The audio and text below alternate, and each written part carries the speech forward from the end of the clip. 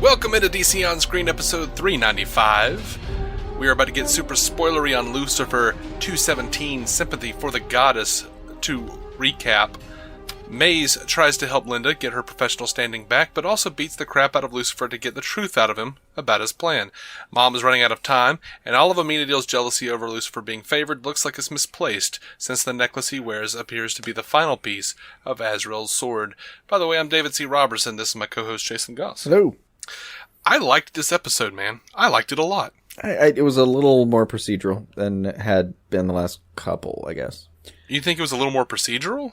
Just a little. I just didn't get as much out of it on the, I think I'm just still in, like, the afterglow of the God Johnson episode, which is the best episode they've ever had. Well, you know, what I liked about this one so much, or one of the things I liked about this one so much, is I feel like they were, and I might be wrong, I feel like they're setting up a recurring villain with, Ruiz, Bianca Ruiz, I think is her name. Because they take her away, but they don't kind of, like they take her away and she's like this big powerful thing, and her son got killed.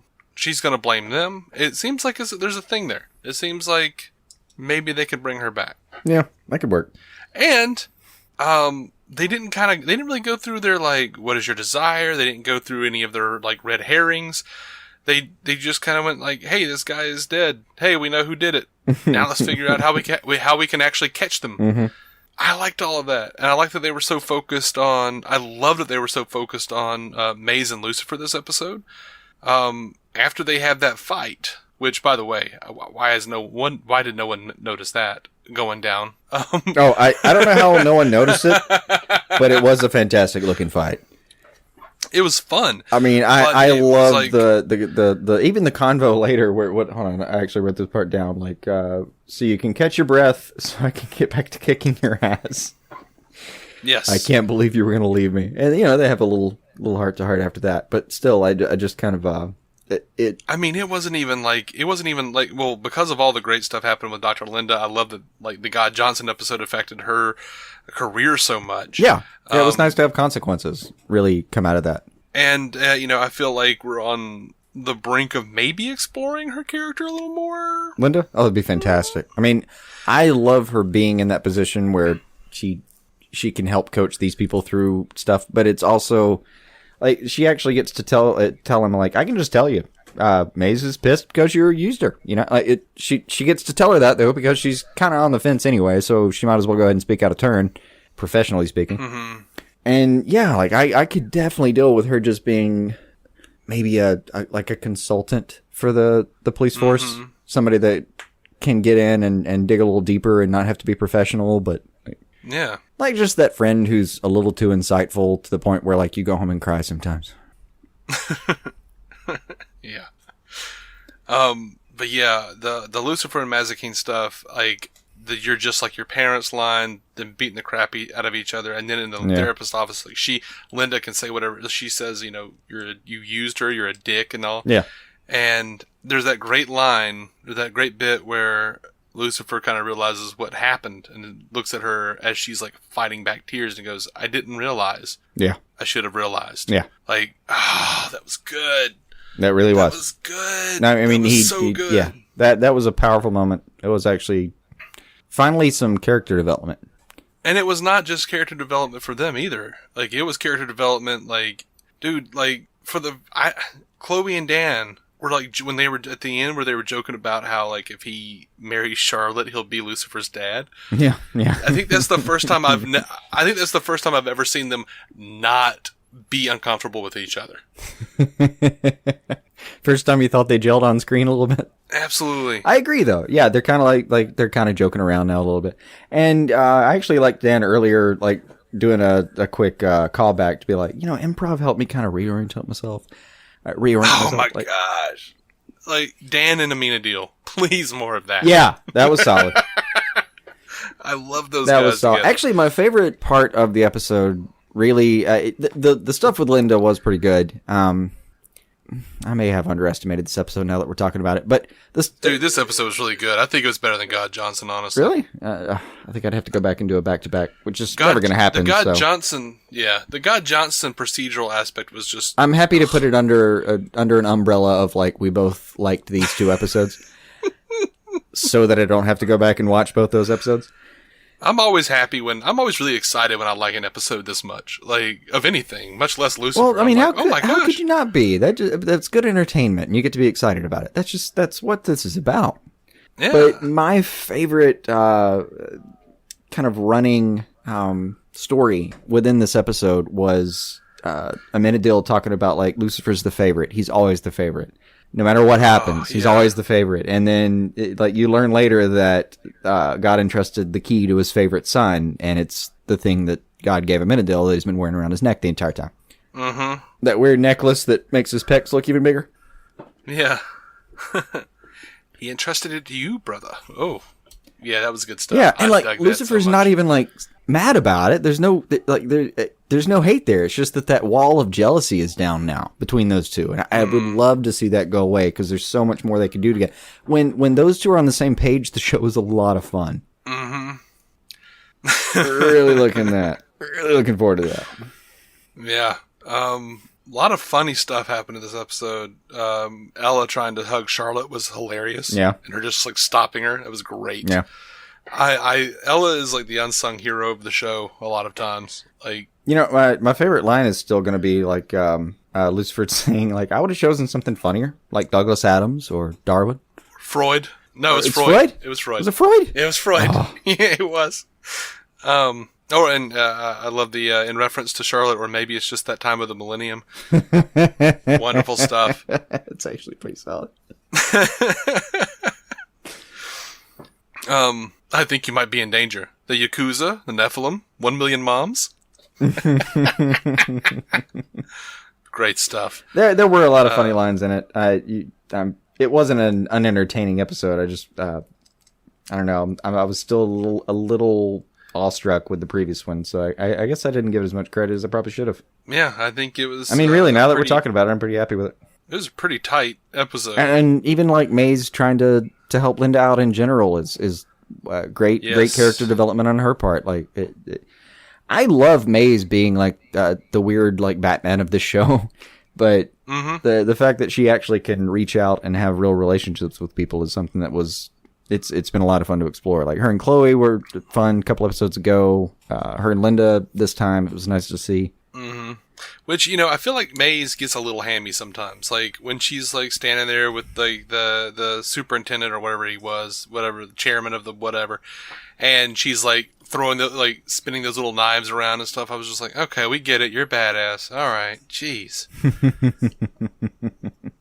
And they have this little musical cue. That's somewhat comedic, and I swear, I've been thinking this for weeks, and I never seem to mention it on the show, and I'm just gonna say it now.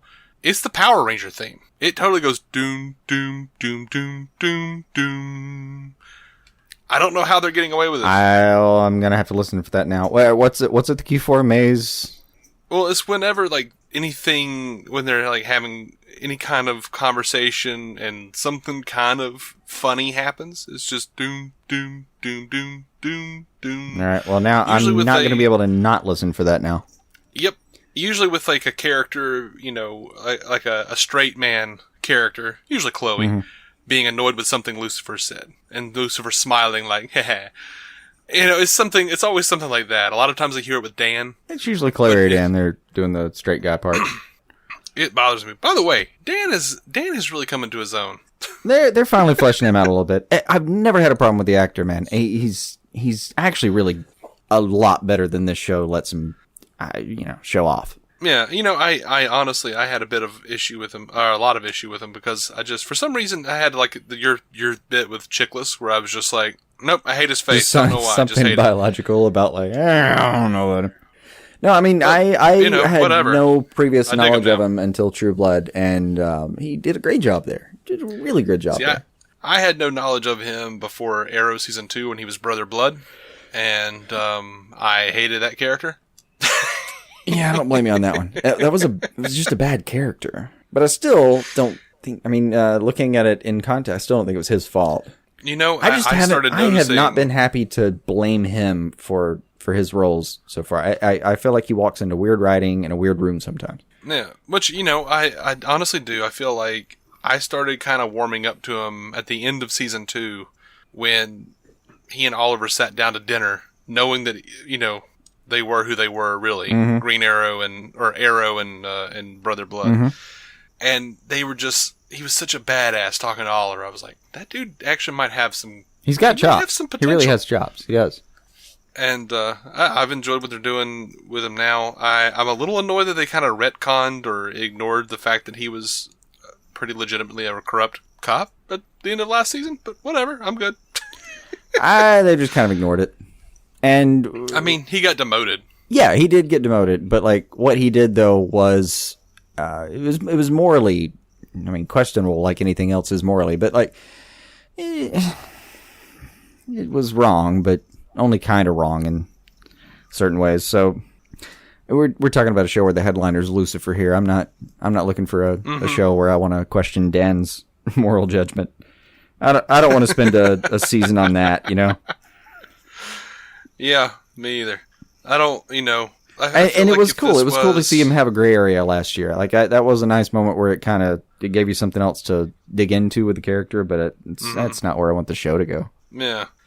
I sort of feel like maybe they should have spent more time on it, but then again, I don't want it to be Arrow either, where they're like 3 seasons in and they're still talking about the same damn thing. Yeah. Like, we get it. You're sad about what you did. Stop killing people. We understand that you've made poor decisions.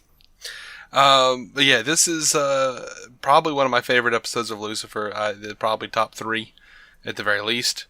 Really enjoyed it. Oh my gosh. See, this is why I like talking, though. I came in a little lukewarm, and now I'm coming out thinking, yeah, you're probably right. That was a lot better than I give it credit. I love the bit where I see the light bit, and she's like, "Did my bandage come off?" Yeah, I actually did like that.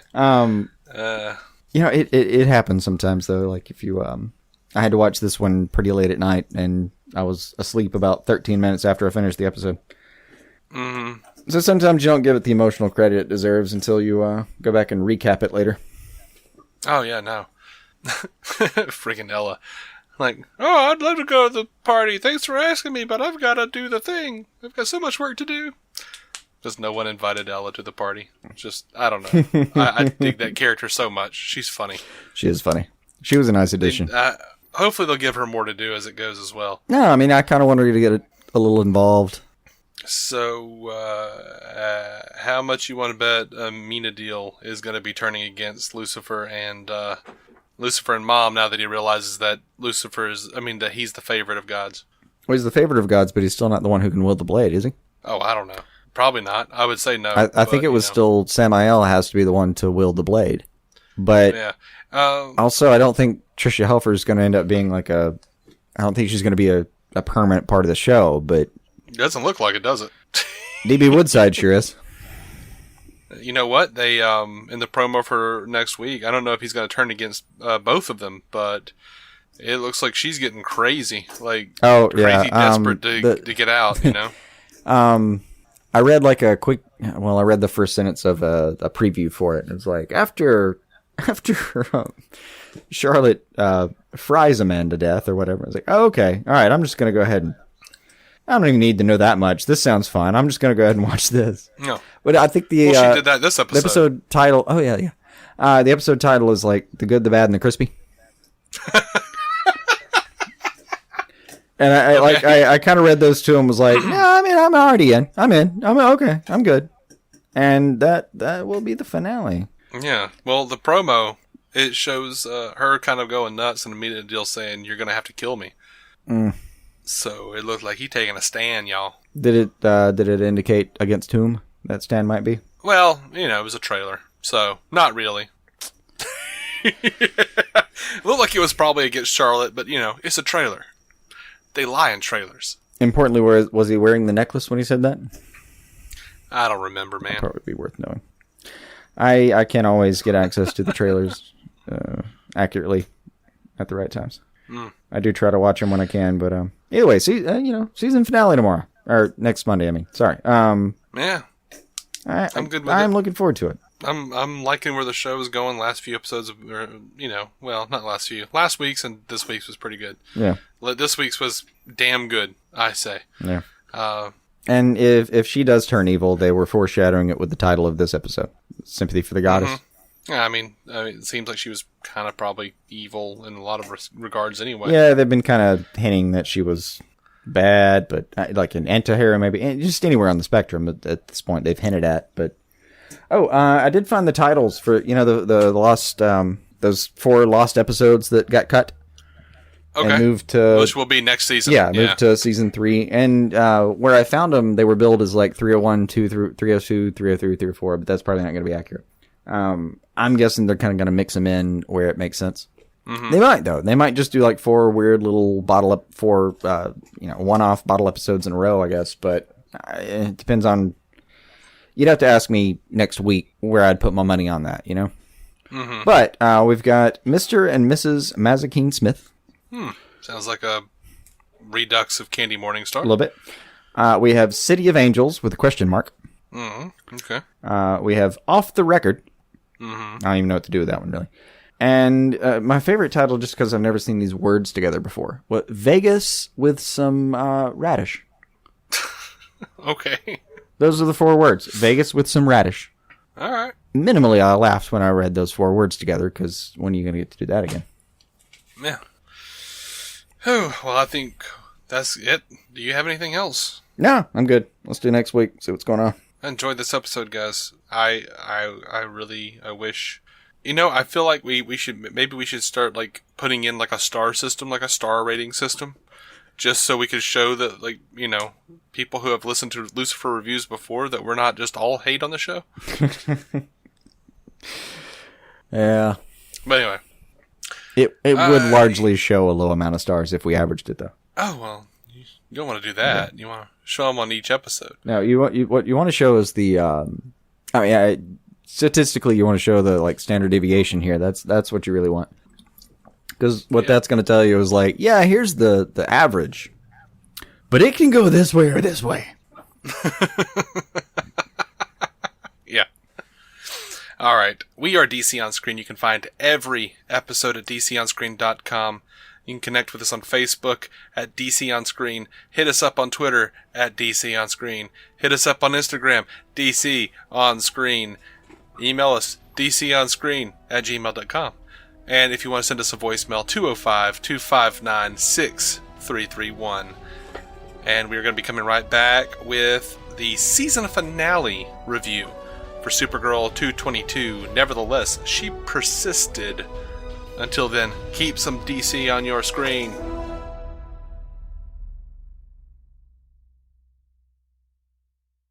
Tick-tock, tick-tock. Before you know it, the end of the year will be here, so remember to use your vision benefits before they expire. Schedule eye exams today for the whole family by visiting pearlvision.com. Pearl Vision will cover the cost of your insurance copay or eye exam, plus they accept all major vision plans, including iMed. Valid prescription required. Valid at participating locations. Restrictions apply. Taxes extra. See store for details. Ends 12/31/23. Exams available at the independent doctors of optometry at or next to Pearl Vision. Some doctors employed by Pearl Vision.